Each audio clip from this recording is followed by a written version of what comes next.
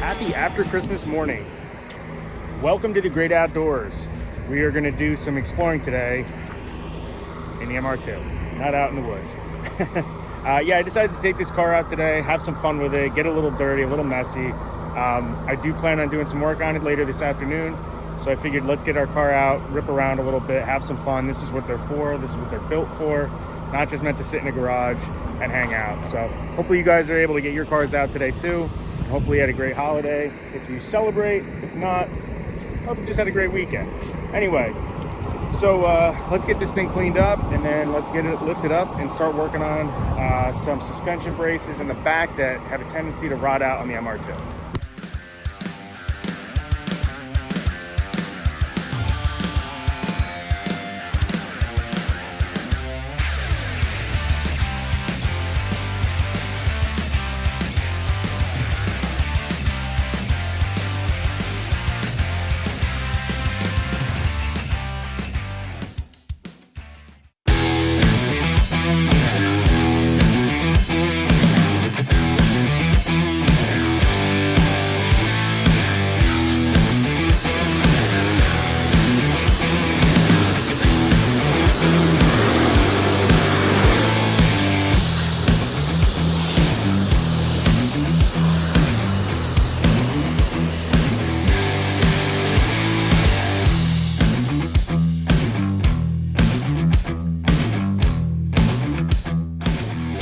Done thrashing around with the MR2 and it's time to put those frame braces on. I think I called them suspension braces, which they're definitely not. They are frame braces, and I decided to go with the OEM ones. There are some other options out there if you guys are more interested in tracking your car. I think it's Whiteline, the same company that makes the sway bars and strut bars and all that good stuff, also makes some braces for the MR2 and other cars too. But specifically for this piece that we're doing, it's two pieces.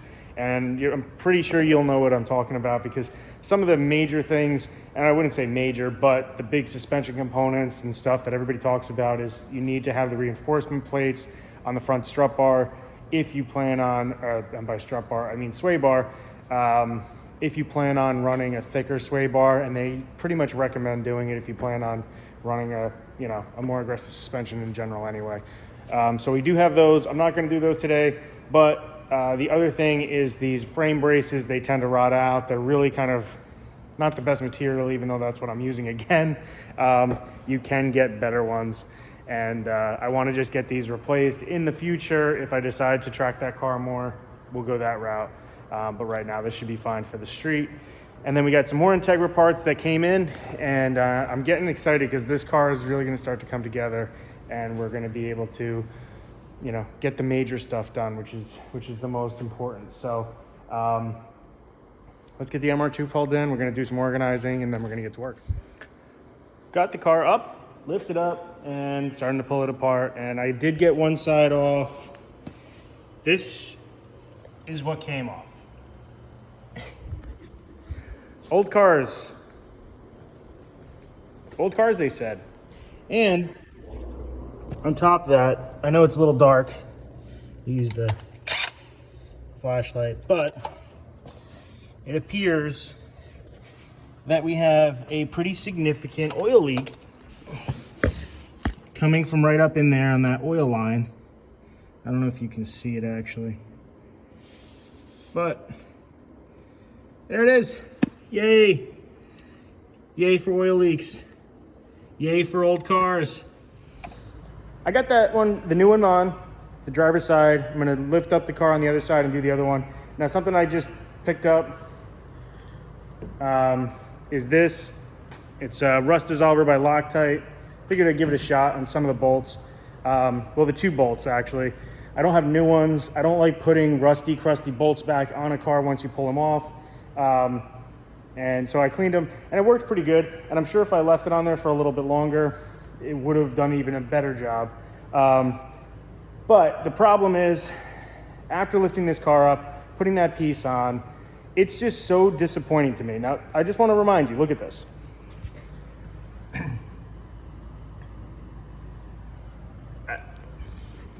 There aren't many words.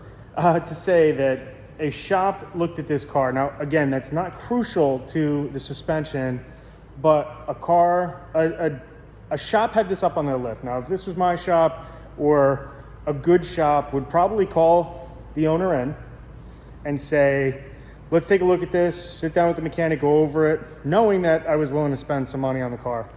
And let's go over what this car really needs and how far you really would like to take it. And instead, what they did was they made it mechanically okay, which it really isn't still. Third gear still grinds. The car still has a major oil leak. And I'm not gonna throw the shop under the bus, but it's pretty bad. It's pretty bad that they let it release this car. They let me pay the bill of what I paid, and this is what I got back, which is really kind of a shame because I like the guys over there, and I like to give, credit where credit's due. But unfortunately, if you cannot or you don't want to do right on these older cars because you'd rather just have the new cars where the bolts aren't as rusty and crusty and you want to do all this stuff, just say you don't want to do it. And we'll find somebody else to do it, or I'll do it. At this point, it's probably either going to be me, or as you guys know, the Skyline is getting completely restored by Tommy Effia. Go check out his channel if you haven't already. And hopefully either myself or him will be able to get this done. I've got my hands full with the Integra. We got parts. They're all over the place, and I'm going to be putting that car together, and I really want that done by almost February to be track ready. So I've got a lot of work to get done on that car. This one I really wanted to just be a driver and have fun with, but it needs a lot. So we're going to make it right. We're going to get this car back up, and we're going to make it great again. But just a warning, do your research with the shop. I mean, I did. The shop has done some work for me before, and they're good people, but they just didn't do right by me this time. All right, so let's get this car done and move forward. So just to show you how this works is you just kind of put it on here.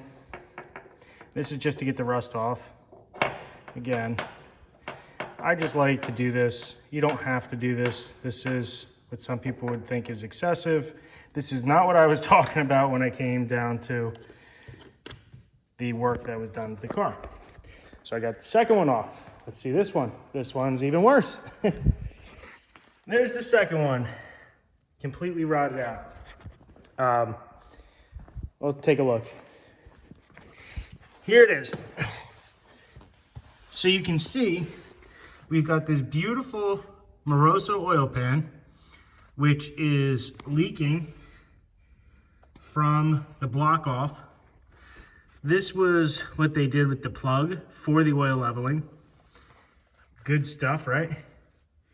And then we've got some sort of oil leak down here, but I think that might be residual from previously.